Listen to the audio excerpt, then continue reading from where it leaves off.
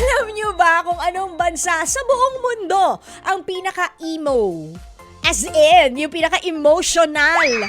Ay naku, wag na kayo magtaka. Ito po ang Pearl of the Orient Seas, Philippines! Ganon! Batay po kasi ito sa isinagawang comprehensive global survey na Gallup sa 150 countries across the world at tayo nga ang nangunguna. Naku po, ito rin daw ay ibinatay sa emotions kung paano hinaharap ng Asians ang araw-araw na pamumuhay. Naku, eto na nga mga katrupa nating mga mosma, mga marites of social media.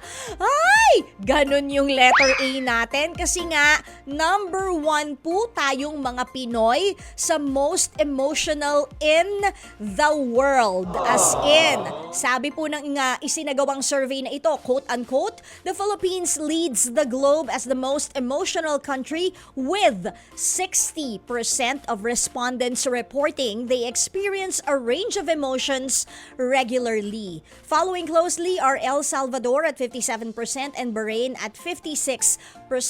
The United States ranked 15th in the list with 54% of Americans reporting regular emotional engagement, a figure shared by several other nations including Canada and a large contingent from Latin America. Grabe, 'di ba? So yung mga medyo nonchalant nandyan yan sa mula Dominican Republic, Peru, Nicaragua, and United States. Ganoon na rin ang Ecuador, Guatemala, Bolivia, Canada, and Costa Rica and Chile. Yan yung mga nonchalant.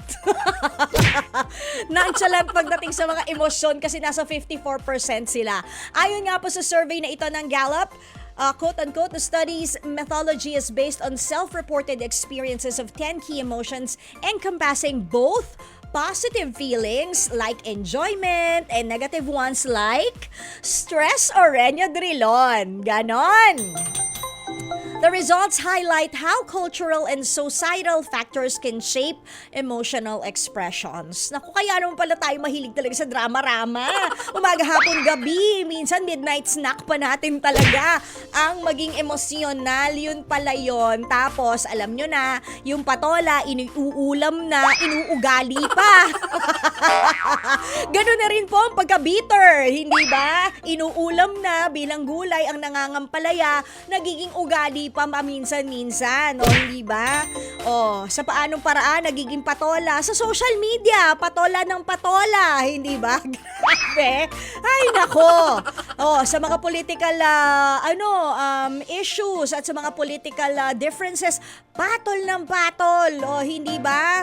Ay nako. So yun pala yung reason. According to Gallup, 15 most emotional countries in the world, the Philippines is on top. Kamusta naman? Number 1. Parang hindi ko tuloy, matutuwa ba tayo?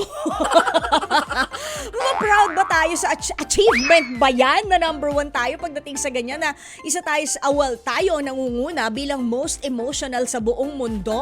Hi, that's so emotional, baby. Wala sa tono. Every time I think of you.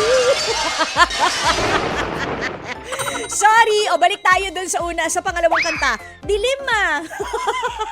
Si Laila pala may gawa. Anyways, at dahil nga tayo mga Pilipino po ang pinakang emo sa buong mundo, eto na po ang aking tanong para sa ating Laila Chika muna. Sa iyong palagay, ikaw ang tinatanong ko. Yan, bakit napakang emotional nga ba nating mga Pilipino? Ano nga ba yung rason? At saka hindi nyo ba napapansin sa mga reality-based na mga contest, kahit na talent ang dapat pagalingan, kapag nasasamahan na ng kwento sa buhay na may konting kurot, talagang nako, doon tayo yun yung binoboto natin na sana manalo, hindi ba? Minsan hindi na tayo napapatingin doon sa talento ng isang tao, kundi doon sa estado niya sa buhay. Naku, kawawa ng balon. Naulila na pala to noong ulilang lubos na pala. Tulungan natin, iboto natin para di ba yung mga ganon? Minsan nadadala tayo ng ating mga emosyon. Pagka nga may naghiwalay na artista, kala mo naman kapitbahay ka o kamag-anak kang pati ikaw nakikiiyak, hindi ba? So sa palagay mo ba, bakit napakang emotional nating mga Pilipino.